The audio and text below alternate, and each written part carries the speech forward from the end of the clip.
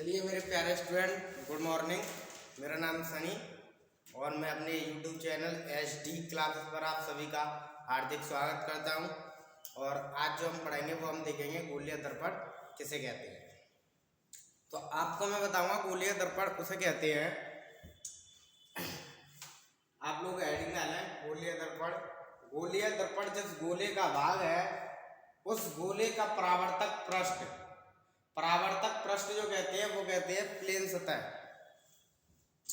अंदर या बाहर की ओर वक्रित हो, वक्रित का मतलब होता है मुड़ा हुआ, उसे गोलीय दर्पण कहते हैं। तो आप देखेंगे गोलीय दर्पण, आप देखेंगे परावर्तक पृष्ठ यानी कि यो जो सतह जा रही है ब्लैक ब्लैक वाली ये वाली लाइन, ये होती है परावर्तक पृष्ठ। तो देखेंगे आप, ठीक है। वक्रित गोलीय परावर्तक पृष्ठ अंदर या बाहर की ओर वक्रित हो उसे गोलीय दर्पण कहते हैं।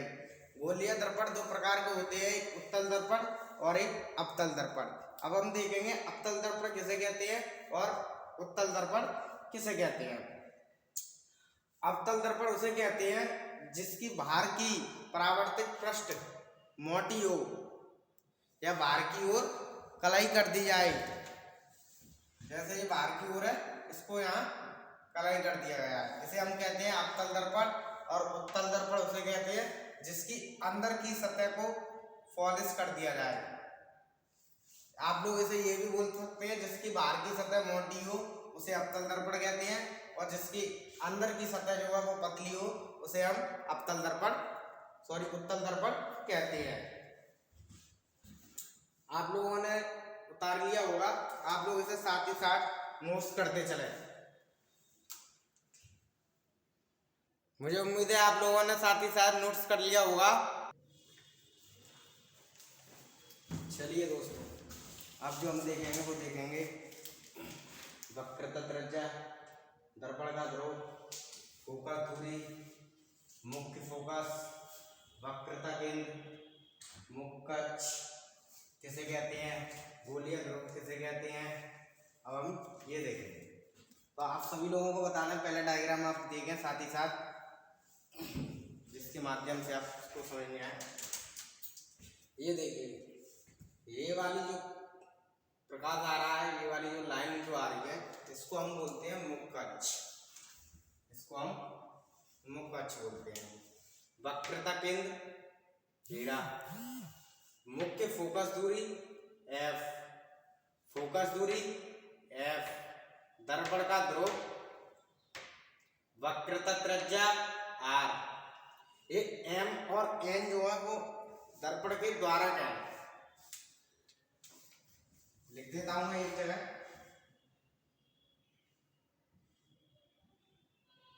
द्वारक।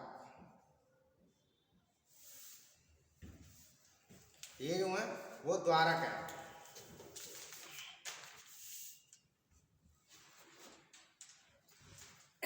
तो अब हम देखेंगे गोलीय दर्पण किसे कहते हैं।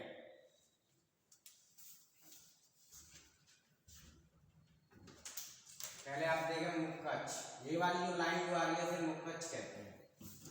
आप देखेंगे मुख्य अक्ष, वक्रता केंद्र और दर्पण के ध्रुव P से गुजरने वाली रेखा को मुख्य अक्ष रेखा कहते हैं। यानी कि वक्रता केंद्र यानी कि C और दर्पण के ध्रुव यानी P से गुजरने वाली रेखा, ये देखें आप, दर्पण के केंद्र यानी इधर और दर्पण के ध्रुव यानी P, ये वाली जो रेखा ये आ रही है ब्लैक वाली, इसको हम बोलते हैं दर्पण की मुख्य अक्ष रेखा। अब आप देखेंगे वक्रता केंद्र। तो वक्रता केंद्र किसे कहते हैं, देखें आप लोग, गोलीय दर्पण जिस गोले का भाग है, यानी कि गोलीय दर्पण जिस गोले का भाग है उसके केंद्र को यानी C को हम कहते हैं वक्रता केंद्र। अब आप देखें वक्रता त्रिज्या, तो आप देखेंगे गोलीय दर्पण जिस गोले का भाग है उस गोले की त्रिज्या यानी R को हम वक्रता त्रिज्या कहते हैं। अब आप देखेंगे गोलीय ध्रुव, गोलीय दर्पण के परावर्तक पृष्ठ, यानी कि गोलीय दर्पण के परावर्तक पृष्ठ जो होते हैं वो ये होते हैं, ये ब्लू ब्लू आपको दिख रहा होगा, ये परावर्तक पृष्ठ है, यानी कि प्लेन सतह। पृष्ठ के केंद्र को, यानी कि केंद्र को, ये आ रहा ना, देखो परावर्तक पृष्ठ, जो नीली नीली आपको लाइन दिखाई देगी, इसका केंद्र को, यानी कि केंद्र P को दर्पण का ध्रुव कहते हैं। अब आप लोग देखेंगे फोकस दूरी, गोलीय दर्पण के ध्रुव तथा फोकस के बीच की दूरी को फोकस दूरी कहते हैं, यानी कि गोलीय दर्पण के ध्रुव यानी P और फोकस के बीच की दूरी यानी कि F, इन दोनों के बीच की जो दूरी है इसे हम फोकस दूरी कहते हैं। इसका जो सूत्र होता है वो होता है F बराबर R/2, इसके नीचे 1 होता है, जब तो ये सूत्र निकल के आता, आप इसका इसमें मल्टीप्लाई करोगे तो R ही आएगा, R बराबर इसको उसमें करेंगे मल्टीप्लाई तो 2F। आप लोगों की समझ में आ रहा होगा, आप लोग इसे साथ ही साथ नोट्स बनाते चलें।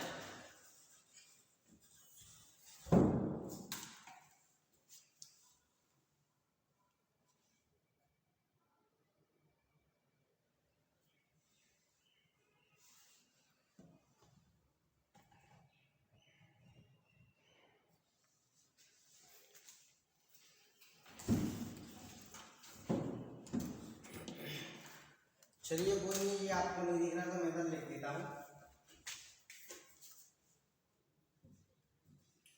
R बराबर 2F।